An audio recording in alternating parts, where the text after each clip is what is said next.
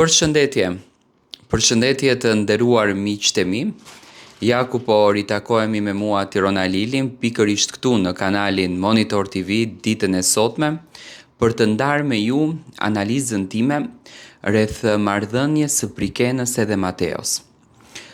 Nata e mbrëmshme ishte një natë surprizë për të gjithë. Në fakt, vllau i madh paralajmëroi që Mateo në dhomën e rrëfimit kishte kërkuar një diçka. Momentin që Brikena u ngjit në shkallët e dashurisë, sepse deri dje ishte vendi ku drekonin, ku hanin mëngjesin, ku bënin bisedat më të zjarta, ku darkonin, nga sonte janë shkallët e dashurisë për Brikenën dhe për Mateon. Brikena në fillim u befasua, por e pash që menjëherë e kuptoi se nga kush vjen kjo surprizë, nga kush vjen kjo befasi. Dhe Mateo, që në fakt kishte bërë një investim për këtë dashurinë, me helikopter ja ka shprehur fjalët që nuk ja thonte dot me gojë, duke ju lutur që më jep vetëm një mundësi. Më jep vetëm një mundësi që ne të njihemi. Tani, biseda e Brikenës dhe Mateos, kam arritur të kuptoj unë nga të gjitha informacionet që kam siguruar, Mateo dhe Brikena nuk është se kanë patur në një bisedë të gjatë që janë njohur me njëri tjetrin, që kanë kaluar me njëri tjetrin, që kanë ndarë poezi, momente dashurie, që kanë ndarë fraza emocionale. Nuk ka qenë një marrëdhënie e tillë. Do të thënë ka qenë një shkrim i thjeshtë, një shkrim i shpejt ku Brikena dhe Mateo kanë dashur që të takohen, të darkojnë, por edhe t'japin disa puthje. Do të thënë ka qenë pëlqimi, por jo se kanë njohur në kënd të parë njëri tjetrin aq shumë. Unë them që pa marrë parasysh atyre që komentojnë që Brikena mori arushin, la në rrugë Mateon, Mateo mbeti tashmë si mos e themi muhabetin, por jo, nuk është ashtu. Unë mendoj që Brikena dëshiron të bën lëvizje të sigurta në momente të sigurta. Tani po shkojmë drejt Shën Valentinit. Dhe pikërisht Mateo më datën 31 janar, që do të jetë një datë e caktuar në zemrën e tyre, i kërkon Brikenës që të njihen. Që pikërisht, do të thënë, nga data 31 deri më datën 14, nëse Mateo do të përdor këtë tempon e njohjes, do qëndroj me Brikenën, do të kaloj kohë me Brikenën, do të kaloj momente me Brikenën, se me patjetër dhe Brikena e pëlqen dhe Brikena e ndjen, se po të mos e ndjente, pa marrë parasysh se çfarë surprize do t'i bënte Mateo, nuk do t'i thonte po. Nuk do t'ja miratonte këtë lloj ndjesie.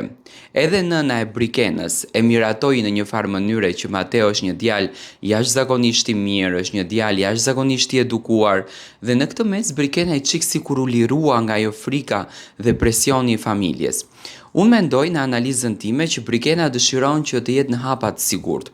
Ajo me patjetër që do t'i dhuron një puthje, me patjetër që do t'i dhuron një përqafim, nuk më duket vajzë që mund të bëjë skandale brenda Big Brotherit, ashtu siç bën Dolce ose Alba në Big Brother VIP Kosova.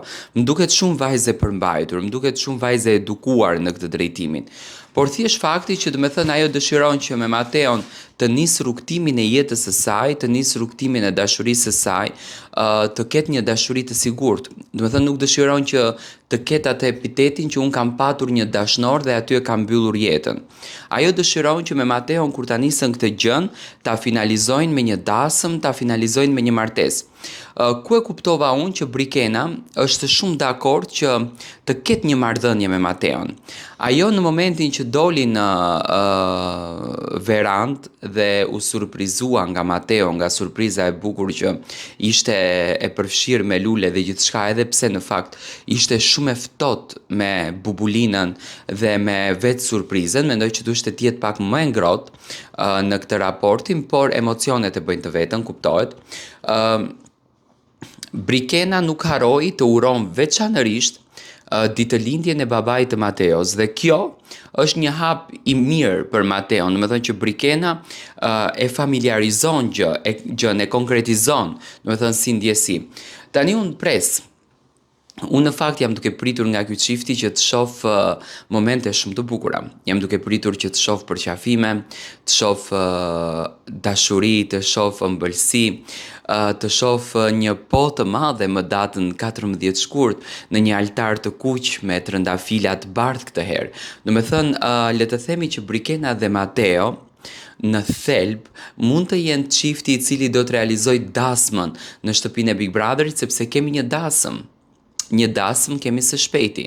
Do me thënë, çdo gjë e bukur po vjen nga ky çift. Unë mendoj që të dy kanë shumë kimi. Ato çifte që kanë këto luhatjet e zënkave në thonjza janë çiftet më të bukura jashtë, janë çifte që dhurojnë më së shumti dashuri, janë çifte që japin më së shumti pozitivitet dhe mendoj që Brikena dhe Mateo do të shëndrisin në emocionin e tyre. Brikena është një vajzë që nuk mund ta merr vendimin aq shpejt, do me thënë me njëherë. Ajo tha që unë nuk e ndjej që ja jap përqafimin, por ajo ja dha përqafimin, por nuk do thotë që Brikena nuk e mori Mateon, por zgjodhi Bolin. Bolin e emrin e Arushës që vuri Brikena, e zgjodhi nga dashuria e madhe që ka në këtë mes dhe në fakt i dha një shenjë, nëse do t'i shohim gjërat më thjesht, një vajzë kur e merr një arush nga një djalë ajo mendon dhe për atë djalin pastaj, që ja dha arushën, që i dha emocionet, që i dha pasionet, që i dha kënaqësi, domethënë një gjë e bukur në këtë marrëdhënie do të nisë, një gjë e bukur në këtë rrugtimin do të lindën Mateon dhe Brikenën, domethënë siç duket do ta kemi pranë njëri tjetrit të shumë shpejt, me puthje, me ledhatime dhe unë mendoj që tash Mateo është në matje të kohës, sepse Mateo këtë gjën don ta finalizojë në Big Brother për t'ia dhënë publikut të gjithë emocionin e mundshëm që ai arriti. 4 vite sakrific, 4 vite durim, 4 vite nuk kanë folur fare, e kanë mbyllur si gjë, por thellë në shpirt ai ka pas plak Brikenën. Ka dashur ta realizon dhe e ka realizuar. Do me thënë Mateo është shembulli më i bukur i fjalës kur ne duam ta marrim një gjë, nëse ne guxojmë, nëse ne luftojmë për atë gjën, nëse ne nuk heqim kur dorë për atë gjën, ne do ta marrim. Dhe kështu që Mateo, do të thënë, luftoi, edhe pse nuk kanë patur asnjë lloj kontakti. Ca thonë që ndjenja nuk ekziston, jo, ndjenja ekziston, do me thënë atë gjëra rilindin, ato emocione rilindin, dhe Mateo po tregon një afrimitet jashtëzakonisht të bukur tek Brikena.